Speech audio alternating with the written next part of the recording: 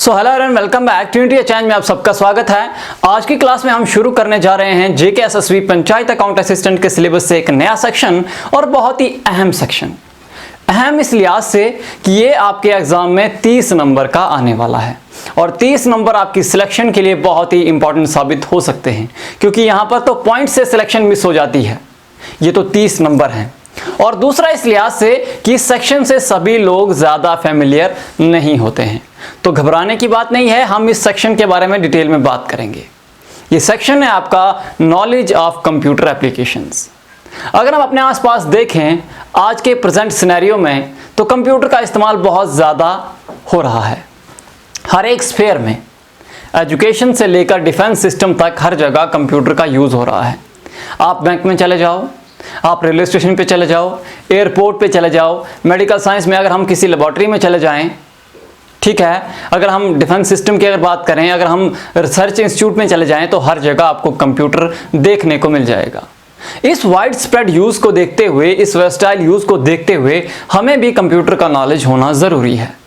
तो आज की क्लास में हम कंप्यूटर की इंट्रोडक्शन के बारे में बात करेंगे, उसके कुछ बेसिक फंक्शंस क्या होते हैं उसके बारे में बात करेंगे, उसके यूज़ से फ़ायदे क्या क्या हैं, साथ ही साथ कुछ लिमिटेशंस भी हैं कंप्यूटर की, उसके बारे में हम थोड़ी सी नज़र डालेंगे उस पर कि क्या क्या होता है। बाकी आगे की क्लास में जो भी आपका सिलेबस है उसको हम डिस्कस करेंगे। तो चलिए आज की क्लास की बात करते हैं। सबसे पहले हम बात करते हैं इस टर्म की। ये जो टर्म हमारे पास है कंप्यूटर, इसका फुल फॉर्म क्या होता है? तो कंप्यूटर का फुल फॉर्म क्या है? कंप्यूटर में सी डिनोट करता है कॉमन को, C refers to common, O means operating, M means machine, P means purposely, U means used for, T means technological and E means educational and R means research. तो computer का full form क्या हुआ? Common operating machine, purposely used for technological and educational research. ठीक है, सबको ये full form आती होगी। अगर जिसको नहीं आती है तो वो यहाँ से आप लोग देख सकते हैं। ये है common operating machines purposely used for technological and educational research. समझ में आ गया? क्लियर हो गया ये चीज़? अब हम बात करते हैं इस टर्म की। ये जो कंप्यूटर टर्म हमारे पास है, ये कहाँ से आई? ये टर्म जो है ये लैटिन वर्ड कंप्यूटेर से आई है। कहाँ से आई है? लैटिन वर्ड कंप्यूटेर से आई है। उसका मतलब क्या होता है? कंप्यूटेर का मतलब होता है टू कंप्यूट और टू कैलकुलेट। क्या मतलब है? कंप्यूटेर का मतलब है टू कैलकुलेट और to compute.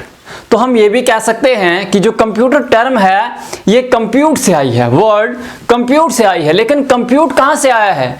Compute Latin word कंप्यूटेर से आया है। तो हम कह सकते हैं कि ये जो लैटिन वर्ड कंप्यूटेर है, इसी से कंप्यूटर टर्म ड्राइव हुई है। बात कर लेते हैं इसकी डेफिनेशन की।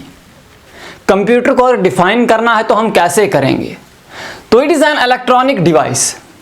It is an electronic device. हम प्रेजेंट डे डेफिनेशन की बात कर रहे हैं। पहले कंप्यूटर जो थे, जब हम कंप्यूटर की हिस्ट्री पढ़ेंगे कल की क्लास में या परसों की क्लास में, तो हम देखेंगे कि पहले जो कंप्यूटर थे वो मैकेनिकल डिवाइसेस थी। लेकिन हम प्रेजेंट डे की बात कर रहे हैं, हम प्रेजेंट सिचुएशन की बात कर रहे हैं, प्रेजेंट सिनेरियो की बात कर रहे हैं, प्रेजेंट डेफिनेशन की बात कर रहे हैं। तो वहाँ पर हम कैसे डिफाइन करेंगे कंप्यूटर को? It is an electronic device which accepts data from user, process it using set of instructions and produces meaningful information as output। ये एक इलेक्ट्रॉनिक डिवाइस है। इलेक्ट्रॉनिक डिवाइस का मतलब आप समझते हैं जो इलेक्ट्रिकल या इलेक्ट्रिसिटी से चलता है। इलेक्ट्रिसिटी का यूज होता है इसको ऑपरेट करने के लिए। समझ में आ गया? which accepts data, ये डेटा एक्सेप्ट करता है। यूजर जो उसको यूज कर रहा है उससे डेटा एक्सेप्ट करता है और उसको प्रोसेस करता है using set of information, set of instructions, जो कि उसमें फीड रहता है। प्रोग्राम जो है उसमें, उससे क्या करता है? वो इस डेटा को प्रोसेस करता है। हम जब डेटा इनपुट करते हैं, जब इंस्ट्रक्शन कंप्यूटर को देते हैं, कमांड देते हैं, उसके बाद उसके अंदर प्रोसेसिंग होती है। ठीक है, उसके अंदर क्या होती है? प्रोसेसिंग होती है उस डेटा की। और बाद में वो क्या करता है, उस डेटा को प्रोसेस करके इंफॉर्मेशन की शक्ल में। अब डेटा जो है और इंफॉर्मेशन ये दोनों अलग अलग चीजें हैं। डेटा होता है रॉ फैक्ट्स, जिससे हम कोई कंक्लूजन नहीं निकाल सकते हैं, कोई डिसीजन नहीं ले सकते हैं, लेकिन ये इस डेटा को प्रोसेस करेगा, अच्छे से ऑर्गेनाइज करेगा और हमको देगा एक मीनिंगफुल इंफॉर्मेशन, ठीक है, जिसको हम आउटपुट कहते हैं या जिसको हम रिजल्ट कहते हैं। समझ में आ गया?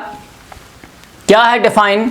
It is an electronic device which accepts data from user, process it using set of instruction, जिसको हम कहते हैं program, and produces meaningful information as output.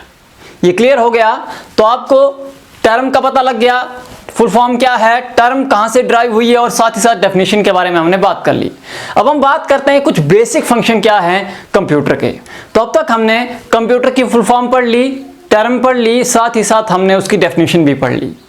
कहां से आई ये टर्म, क्या डेफिनेशन है, वो हमने पढ़ लिया। अब हम बात करते हैं कंप्यूटर के बेसिक फंक्शंस के बारे में, साथ ही साथ पढ़ते हैं कि किस तरह से जनरल ऑर्गेनाइजेशन कंप्यूटर सिस्टम की जाती है। पहला फंक्शन हमारे कंप्यूटर सिस्टम का है इनपुट। इनपुट का मतलब क्या हुआ? इनपुट का मतलब है रॉ डेटा कंप्यूटर को प्रोवाइड करना। Raw data in form of facts, number, figure और सिंबल, किसी भी फॉर्म में हम रॉ डेटा, लेकिन इस फॉर्म में देना है कि कंप्यूटर उसको एक्सेप्ट कर सके। यानी कंप्यूटर जिस तरह से डाटा एक्सेप्ट कर सकता है हमें उसी फॉर्म में देना। ऐसा ना हो जैसे हम किसी इंग्लिश बोलने वाले को हिंदी में समझाएंगे तो कैसे समझ पाएगा वो, या फ्रेंच बोलने वाले को उर्दू में समझाएंगे तो नहीं समझ पाएगा। मतलब उसी फॉर्म में देना है जिस फॉर्म में वो कंप्यूटर उस डेटा को एक्सेप्ट कर सकता है, उसको हम कहते हैं इनपुट। ये हम इनपुट डिवाइसेस से देते हैं। बहुत सारे इनपुट डिवाइसेस हमारे पास होती हैं, जैसे हमारे पास कीबोर्ड है, माउस है, कॉमन इनपुट डिवाइसेस हैं, और भी बहुत सारी हैं, उनके बारे में हमने डिटेल में आगे पढ़ना है। दूसरी चीज, फिर उसके बाद उस डेटा पे होती है प्रोसेसिंग। क्या होती है? प्रोसेसिंग। हमने डेटा जो एंटर किया है वो किस लिए किया है? ताकि हमको वहां से रिजल्ट मिले, आउटपुट मिले, हमें कुछ इंफॉर्मेशन चाहिए, उसीलिए हमने रॉ डेटा डाला है। तो कंप्यूटर उस पर क्या करता है? कंप्यूटर उस पर प्रोसेसिंग करता है। सेट ऑफ इंस्ट्रक्शंस उसके अंदर फीड हैं, एक प्रोग्राम है उसके अंदर जिसमें ये सारी चीजें हो रही हैं, और ये प्रोग्राम में जो चीजें हो रही है उसको हम प्रोसेसिंग कहते हैं। ये सारा इंटरनल प्रोसेस है। जो प्रोसेसिंग का प्रोसेस है ये सारा सॉफ्टवेयर का प्रोसेस है, इंटेंजिबल प्रोसेस है। जैसे हम कैलकुलेटर हमारे पास है, तो कैलकुलेटर में क्या है, हम जब एंटर करते हैं कोई मल्टीप्लिकेशन या एडिशन के लिए, तो उसके अंदर जो फीड है इंस्ट्रक्शंस, वो उसी हिसाब से उसको कैलकुलेट करके हमें आंसर दिखाता है। हमारे पास एटीएम मशीन है, जब हम उसमें एंटर करते हैं हमें इतने पैसे निकालने हैं, तो उसके अंदर वो फीड है, सारी इंफॉर्मेशन, सारी इंस्ट्रक्शंस फीड हैं कि इस तरह का आपकी कमांड आएगी तो आपको ये रिस्पांस देना है। तो उसके अंदर क्या होती है, कंप्यूटर में भी वैसे ही होता है। कंप्यूटर में प्रोसेसिंग होती है, प्रोसेसिंग के बाद हमारे पास आउटपुट आ जाता है। जब प्रोसेसिंग पूरी हो जाती है तो डाटा एक ऑर्गेनाइज फॉर्म में, इंफॉर्मेशन की फॉर्म में हमें मिलता है। वो डेटा जो हमने एंटर किया था वो एक यूजफुल इंफॉर्मेशन की शक्ल में हमको मिलता है। अब आउटपुट हम स्क्रीन से ले सकते हैं, जिसको हम मॉनिटर कहते हैं, प्रिंटर से ले सकते हैं, स्कैनर से ले सकते हैं, बहुत सारी चीज़ें हैं जो कि आउटपुट डिवाइसेस हम इनको कहते हैं। इसके बारे में एक सेपरेट लेक्चर आएगा, उसमें हम ये सभी कवर करेंगे। उसके बाद अगर हमने उस डेटा को स्टोर करना है फ्यूचर यूज के लिए, तो हम उसको स्टोरेज डिवाइसेस में रखते हैं। स्टोरेज डिवाइसेस में दो तरह की होती हैं, एक होती है प्राइमरी स्टोरेज और एक होती है सेकेंडरी स्टोरेज डिवाइसेस।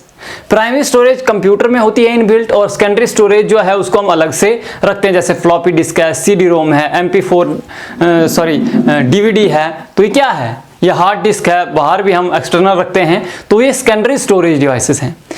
जब प्रोसेसिंग हो रही होती है उस टाइम पे जो डेटा स्टोर होता है टेम्परेरली, वो भी इस स्टोरेज डिवाइस में होता है या स्टोरेज यूनिट में होता है। ठीक है, तो कौन कौन से बेसिक फंक्शन है? इनपुट है, प्रोसेसिंग है, आउटपुट एंड स्टोरेज है। अब हम करते हैं ऑर्गेनाइजेशन की बात। हमारे पास ये जो कंप्यूटर है इसकी जर्नल ऑर्गेनाइजेशन कुछ इस तरह से होती है। जब हम इनपुट देते हैं तो इनपुट जाता है हमारे प्राइमरी स्टोरेज डिवाइस में। ठीक है, प्राइमरी स्टोरेज जो है उसमें इनपुट जाता है। अब ये प्राइमरी स्टोरेज से अर्थमेटिक लॉजिक यूनिट, यहां पर प्रोसेसिंग होती है। ये डेटा यहां से ट्रांसफर होता है इधर, इधर से इधर। मतलब जब प्रोसेसिंग हो रही होती है तो स्टोरेज यूनिट से डेटा कहां जाता है? अर्थमेटिक लॉजिक यूनिट में। और अर्थमेटिक लॉजिक यूनिट से जब डेटा हमने जो प्रोसेसिंग होनी हो गई तो वापस कहाँ आएगा, प्राइमरी स्टोरेज डिवाइस में या प्राइमरी स्टोरेज में, स्टोरेज यूनिट में। उसके बाद ये डेटा जो है हमारे पास आउटपुट डिवाइस में या आउटपुट जो हमारे पास डिवाइस है, स्क्रीन है या प्रिंटर है, उसमें आता है। अब हमारे पास ये जो है ये control unit, arithmetic logic unit and primary storage unit, इसको मिलाकर बनता है सीपीयू। ठीक है, अब यहां पर मैंने दो मार्कर्स यूज किए हैं, एक ग्रीन मार्कर यूज किया है और एक मार्कर मैंने ब्लैक यूज किया है इन एरो को डोनेट करने के लिए। ये जो ब्लैक मार्कर मैंने यूज किया है एरो को डोनेट करने के लिए, इसका मतलब है कि डेटा जो इंफॉर्मेशन है वो यहां से इस तरह से फ्लो हो रही है, इनपुट से स्टोरेज, स्टोरेज से आउटपुट, यहां से अर्थमेटिक लॉजिक यूनिट में भी जाती है और अगर हमने सेकेंडरी यूनिट में स्टोर करना है वो भी यहीं से स्टोर होगा। अब कंट्रोल यूनिट सभी चीजों को कंट्रोल करता है। देखो यहां पर इनपुट डिवाइस इसको भी कंट्रोल कर रहा है, प्राइमरी स्टोरेज यूनिट को कंट्रोल कर रहा है, अर्थमेटिक लॉजिक यूनिट को कंट्रोल कर रहा है, सेकेंडरी स्टोरेज यूनिट को कंट्रोल कर रहा है और आउटपुट डिवाइस को भी कंट्रोल कर रहा है। तो ये है हमारे पास कंप्यूटर की एक जनरल ऑर्गेनाइजेशन। अब हम कुछ बात करते हैं कुछ टर्म्स की जो कंप्यूटर से जुड़ी हुई हैं। तो हमने बात कर ली कंप्यूटर के बेसिक फंक्शंस के बारे में और साथ ही साथ जनरल ऑर्गेनाइजेशन के बारे में। अब हम बात करते हैं कंप्यूटर से जुड़ी हुई कुछ इंपॉर्टेंट टर्म्स के बारे में, कंप्यूटर के फीचर्स क्या क्या हैं और कंप्यूटर के लिमिटेशंस क्या क्या हैं, इसके बारे में बात करते हैं। कंप्यूटर जो है हमने सुना है और हम जानते हैं कि कंप्यूटर में दो तरह के कंपोनेंट्स होते हैं, दो तरह के कंपोनेंट्स इंटीग्रेटेड होते हैं, जुड़े हुए होते हैं, उन्हीं से मिलकर कंप्यूटर बनता है। कंपोनेंट्स कौन कौन से हैं? एक होता है हार्डवेयर और दूसरा होता है सॉफ्टवेयर। हार्डवेयर में क्या आता है? द टेंजिबल पार्ट या the physical part of computer, जैसे हमारे पास कीबोर्ड है, माउस है, मॉनिटर है, सीपीयू है, ये सारे क्या हैं? ये सारे टेंजिबल पार्ट हैं, फिजिकल पार्ट हैं जिनको हम टच कर सकते हैं, इनको क्या कहते हैं हम? हार्डवेयर। दूसरा होता है सॉफ्टवेयर। सॉफ्टवेयर कौन सा पार्ट होता है? वो होता है इनटेंजिबल पार्ट, जो प्रोग्राम कंप्यूटर में फीड है, जो सॉफ्टवेयर कंप्यूटर में फीड है। सॉफ्टवेयर का मतलब वही है प्रोग्राम, सेट ऑफ इंस्ट्रक्शंस जिनकी मदद से कंप्यूटर हमें रिजल्ट देता है। जैसे MS ऑफिस, ये एक सॉफ्टवेयर है। जैसे वेब ब्राउजर्स जो हैं, सॉफ्टवेयर है। जैसे एडोब फोटोशॉप, सॉफ्टवेयर है। पैंट, सॉफ्टवेयर है। ये क्या है? ये क्या है? ये इंस्ट्रक्शन कंप्यूटर में फीड हैं, इनकी बेस पर इनमें डाटा प्रोसेस करके कंप्यूटर हमको रिजल्ट देता है। नेक्स्ट हमारे पास है डेटा। डेटा मैंने आपको पहले ही बताया, it is collection of raw facts, raw information, जिसकी मदद से हम कोई भी कंक्लूजन या कोई भी डिसीजन नहीं ले सकते हैं। It is raw data, it is raw collection of information, raw information, जिसमें फैक्ट्स हो सकते हैं, नंबर हो सकते हैं, सिंबल हो सकते हैं, फिगर्स हो सकते हैं। इससे हम कोई डाटा, इससे कोई हम रिजल्ट जो है वो कंक्लूड नहीं कर सकते हैं। दूसरा होता है इंफॉर्मेशन। इंफॉर्मेशन क्या हो गया? इंफॉर्मेशन का मतलब है ये यूजफुल डाटा है, ये प्रोसेस्ड डाटा है जिससे हम कोई रिजल्ट कंक्लूड कर सकते हैं, जिससे हम कोई डिसीजन ले सकते हैं। यानी कंप्यूटर में जब प्रोसेसिंग हो जाती है उसके बाद हमको क्या मिलता है? इंफॉर्मेशन। उसके बाद है प्रोग्राम।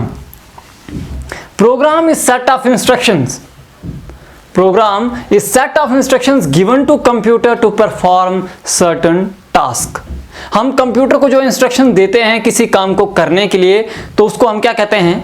प्रोग्राम। यानी जो इंस्ट्रक्शंस कंप्यूटर को मिली हैं काम करने के लिए, उसको हम क्या कहते हैं? प्रोग्राम। कंप्यूटर में ये फीड रहता है, जब उसको इंस्ट्रक्शंस आती हैं तो कंप्यूटर प्रोग्रामिंग में, ये सारी प्रोग्रामिंग की चीजें हैं, इनटेंजिबल पार्ट है। नेक्स्ट है उसके फीचर्स।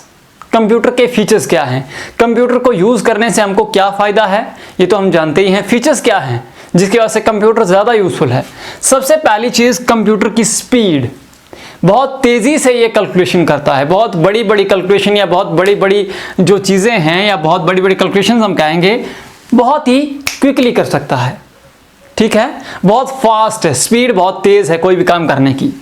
दूसरी चीज, कंप्यूटर एक्यूरेटली हमको रिजल्ट देता है, इसमें गलती की गुंजाइश बहुत कम है। नेक्स्ट है स्टोरेज। एरर तभी हो सकता है जब इंसान ने इनपुट गलत दिया होगा, अगर इनपुट सही होगा तो गलती नहीं होगी। Next is storage. इसकी स्टोरेज कैपेसिटी बहुत ज़्यादा है। जितना इसका हार्ड डिस्क होगा उतनी ज़्यादा स्टोरेज कैपेसिटी कंप्यूटर में होगी। Next is versatile. बहुत सारे वैरायटी ऑफ स्फेयर्स में कंप्यूटर यूज होता है। साथ ही साथ कंप्यूटर एक टाइम में बहुत सारे काम कर सकता है, जैसे कि हम गाना भी सुन सकते हैं और साथ ही हम कोई दूसरा काम या लेटर टाइप करना है या कोई डॉक्यूमेंट टाइप करना है वो भी साथ साथ कर सकते हैं। कोई कैलकुलेशन करनी है वो भी कर सकते हैं। मतलब क्या हुआ, बहुत सारे काम कंप्यूटर एक साथ एक ही वक्त में साइमल्टेनियसली कर सकता है। Next is automation. Bar bar computer को इंस्ट्रक्शन देने की ज़रूरत नहीं है। अगर हमने कोई काम करना है, हमारा कोई बड़ा प्रोसेस है, हमने कोई बड़ा काम करना है या हम कहेंगे कि हमने इंफॉर्मेशन लेनी है, तो हम कंप्यूटर को एक बार इंस्ट्रक्शन देंगे, बाकी वो काम सारा जो है उसके प्रोसेसिंग में होता रहेगा। हमने कमांड दे दी, उसके बाद उसकी प्रोसेसिंग चलेगी और हमें रिजल्ट मिलेगा। ऑटोमेटिक है ये चीज़, ऑटोमेशन है इसमें। Next is diligence. डिलीजेंस का मतलब क्या हुआ, कंप्यूटर जो है ये थकता नहीं है। इंसान थक जाता है, लेजी हो जाता है, लेकिन कंप्यूटर में ऐसा कुछ नहीं है। घंटों तक आप इस पे काम कर सकते हो, इसमें थकान नाम की चीज़ नहीं है, कोई फीलिंग नहीं है इसमें। Next is reliability. हम कंप्यूटर के रिजल्ट्स पर रिलाई कर सकते हैं, यानी कि भरोसे के लायक इसके रिजल्ट होते हैं। क्योंकि मैंने कहा कि एरर तभी हो सकता है जब हम ह्यूमन एरर उसमें एंटर करेंगे। जब हम इनपुट के टाइम पे कोई एरर डालेंगे, कोई डाटा में हमें जो डेटा हमारे पास है उसमें हमने कोई गलत एंट्री कर दी है, तभी इसमें वेरिएशन आएगी, तभी ये गलत हो सकता है। अदरवाइज ये एक्यूरेट होता है, इसके रिजल्ट जो हैं वो रिलायबल होते हैं। अब बात करते हैं लिमिटेशंस की। लिमिटेशंस में सबसे पहली चीज लैक ऑफ इंटेलिजेंस। कंप्यूटर की अपनी कोई इंटेलिजेंस नहीं है, ये खुद से नहीं सोच सकता है, इंसान पे डिपेंड है इस चीज के लिए। दूसरा है प्रोन टू वायरस। हमारा डेटा लीक हो सकता है वायरस के अटैक से। ठीक है, इंटरनेट से वायरस के अटैक से कोई हमारा डेटा चुरा भी सकता है। Depends on electricity. इलेक्ट्रिसिटी पे डिपेंड करता है।